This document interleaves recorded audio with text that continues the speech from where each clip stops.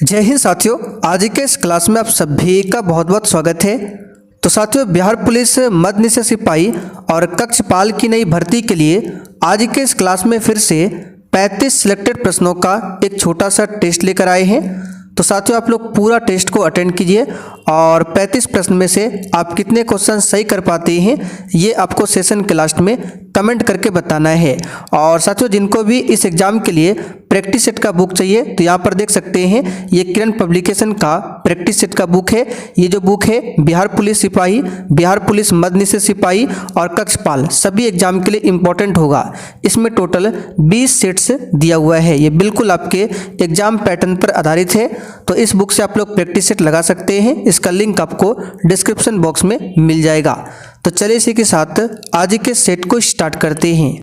तो देखिए, आज का पहला क्वेश्चन है 1857 के विद्रोह के दौरान नाना साहेब के कमांडर इन चीफ कौन थे। चलिए सभी ऑप्शन को ध्यान से पढ़िए और प्रत्येक स्टूडेंट को नीचे लाइव चैट में या फिर कमेंट बॉक्स में अपना अपना आंसर करना है, जिससे कि आप सभी का प्रॉपर तरीके से रिवीजन भी हो सके। तो देखिए, 1857 की जो क्रांति है इसकी शुरुआत कहाँ से होती है, ये क्वेश्चन पूछा जाता है। तो याद रखिएगा, उत्तर प्रदेश के मेरठ से 1857 की क्रांति की शुरुआत होती है। किस तिथि से? तो 10 मई से। और इस विद्रोह के दौरान नाना साहेब के कमांडर इन चीफ कौन थे? तो तात्या टोपे। बी वाला ऑप्शन यहाँ पर आपका सही जवाब है, तात्या टोपे। चलिए आगे देखिए क्वेश्चन दूसरा, तेनालीराम किस राजा के दरबारी थे? बिल्कुल आपको सोच समझकर आंसर करना है। बताइए, तेनालीराम किस राजा के दरबारी थे? तो यहाँ पर इस क्वेश्चन का आंसर क्या हो जाएगा? सी वाला ऑप्शन, कृष्णदेव राय तेनालीराम राजा के दरबारी थे। चलिए आगे देखते हैं, हिंदुओं का पवित्र तीर्थ स्थल विष्णुपद मंदिर कहाँ पर स्थित है? और जो भी साथी चैनल पर पहली बार आए हैं, आप लोग चैनल को सब्सक्राइब कर लीजिए ताकि इस एग्जाम से संबंधित आपका एक भी क्लास छूटे ना। तो देखिए, हिंदुओं का जो पवित्र तीर्थ स्थल है विष्णुपद मंदिर, ये कहाँ पर है? तो गया में। कहाँ पर है? गया में। यहाँ पर ए ऑप्शन आपका सही जवाब है, गया। आगे देखिए, हवा महल किस शहर में स्थित है? तो साथियों, हवा महल की बात करें, ये जयपुर में स्थित है। कहाँ पर है? जयपुर में। बी वाला ऑप्शन आपका राइट है। चलिए आगे देखते हैं क्वेश्चन 5, मुंडा डैश का लोक नृत्य है। आज आपका प्रैक्टिस सेट वाला क्लास बंद रखा गया है, कल से आपका चलेगा। चलिए बताइए, मुंडा कहाँ का लोक नृत्य है? तो याद रखिएगा, झारखंड का लोक नृत्य है मुंडा। चलिए अगला क्वेश्चन देखिए, निम्नलिखित में से कौन सा देश विश्व का सबसे छोटा देश है? और जिसको भी इस एग्जाम के लिए नया बैच को ज्वाइन करना है, ये हमारा व्हाट्सएप नंबर है 9631887058। इस पर मैसेज करके बता देना है। तो देखिए, कौन सा देश विश्व का सबसे छोटा देश है? तो ये है वेटिकन सिटी। यहाँ पर बी ऑप्शन राइट है। आगे देखिए, विश्व की सबसे लंबी नदी कौन सी है? ये राइट आंसर करेंगे, नील नदी विश्व की सबसे लंबी नदी है। भारत की सबसे लंबी नदी पूछे तो गंगा नदी, इसकी लंबाई है 2525 किलोमीटर। आप लोग कमेंट करके बताइए, यूरोप की सबसे लंबी नदी का नाम क्या है? चलिए आगे देखिए क्वेश्चन 8, लोकनायक जयप्रकाश नारायण का जन्म कब हुआ था? तो साथियों, लोकनायक जयप्रकाश नारायण का जन्म जो है 1902 में हुआ था। कब हुआ था? 1902 में। इन्होंने ही संपूर्ण क्रांति का नारा दिया था। आगे देखिए, भारतीय राष्ट्रीय कांग्रेस की प्रथम महिला अध्यक्ष कौन थी? बताइए। तो साथियों, इंडियन नेशनल कांग्रेस की बात करें तो इसकी प्रथम महिला अध्यक्ष कौन थी? तो इसका सही जवाब है एनी बेसेंट। डी वाला ऑप्शन आपका राइट है। इन्होंने 1917 में कलकत्ता अधिवेशन की अध्यक्षता किया था। जबकि सरोजिनी नायडू की बात करें तो भारतीय राष्ट्रीय कांग्रेस की अध्यक्षता करने वाली प्रथम भारतीय महिला अध्यक्ष थी। इन्होंने 1925 में कानपुर अधिवेशन की अध्यक्षता किया था। आगे देखिए, गदर आंदोलन का संस्थापक कौन था? बताइए।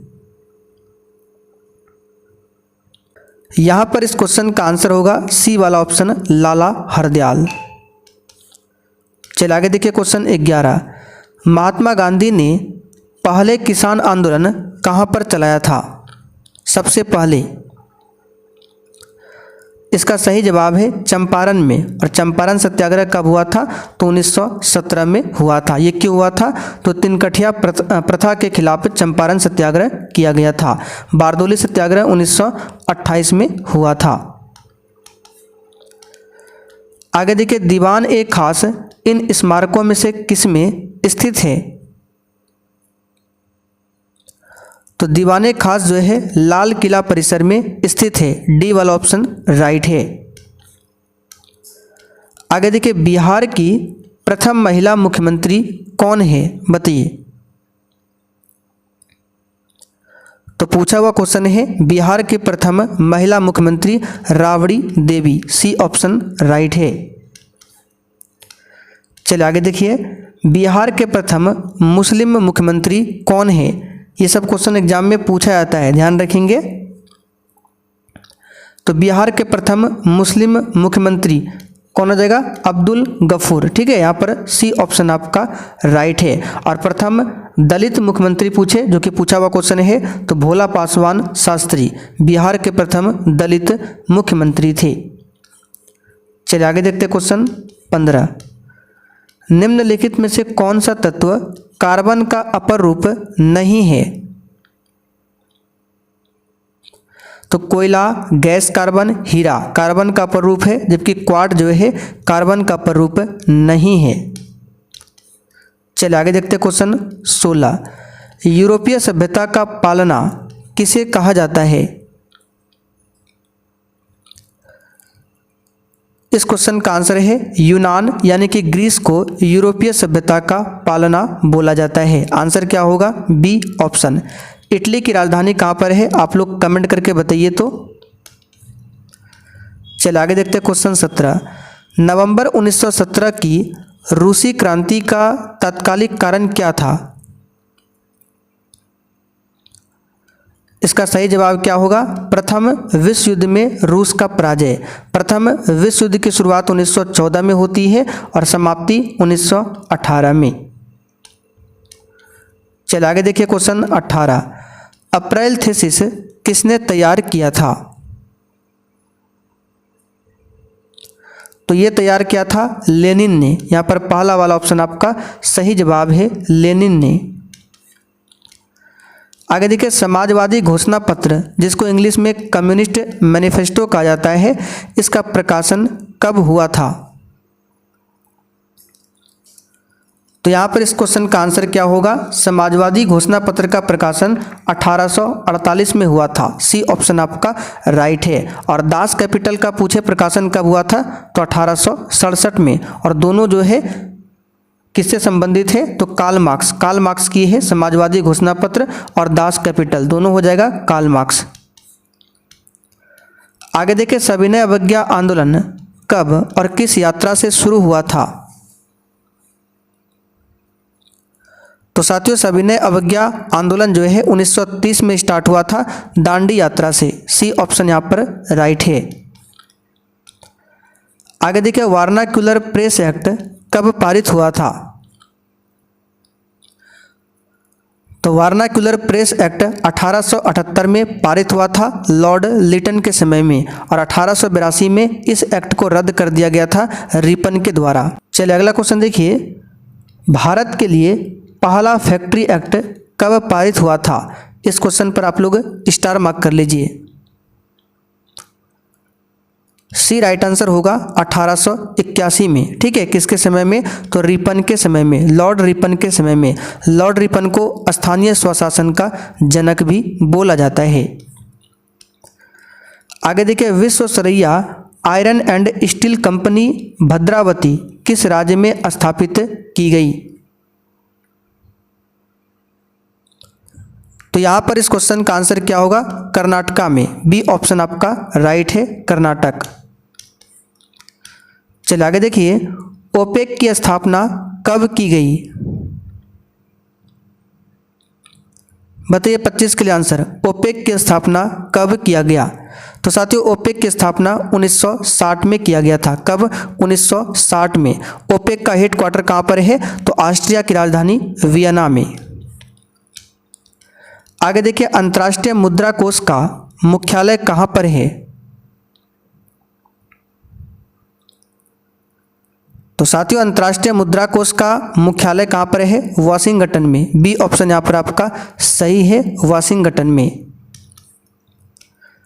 आगे देखिए, एशियाई विकास बैंक की स्थापना कब की गई?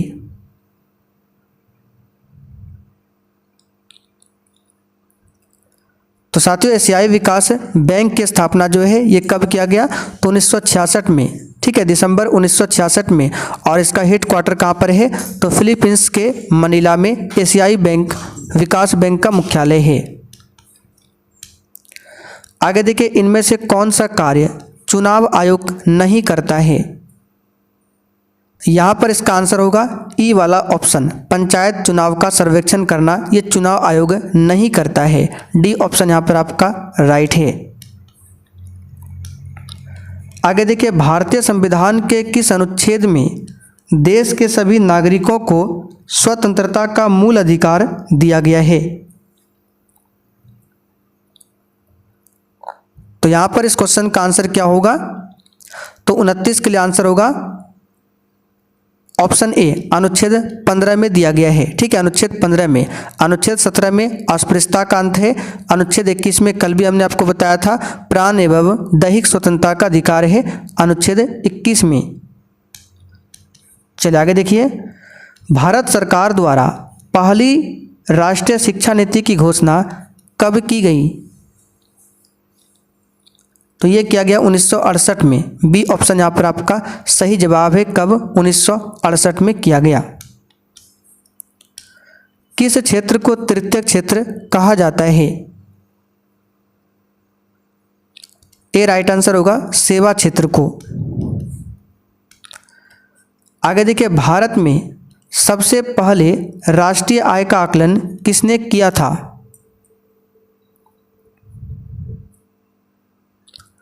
तो भारत में सबसे पहले राष्ट्रीय आय का आकलन किसने किया था? यहाँ पर इसका सही जवाब क्या होगा?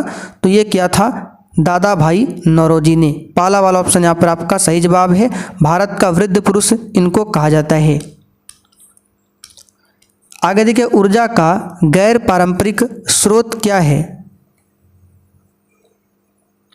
तो सौर ऊर्जा का गैर पारंपरिक स्रोत है। चलिए आगे देखिए, भद्रावती में कौन सा उद्योग स्थापित है?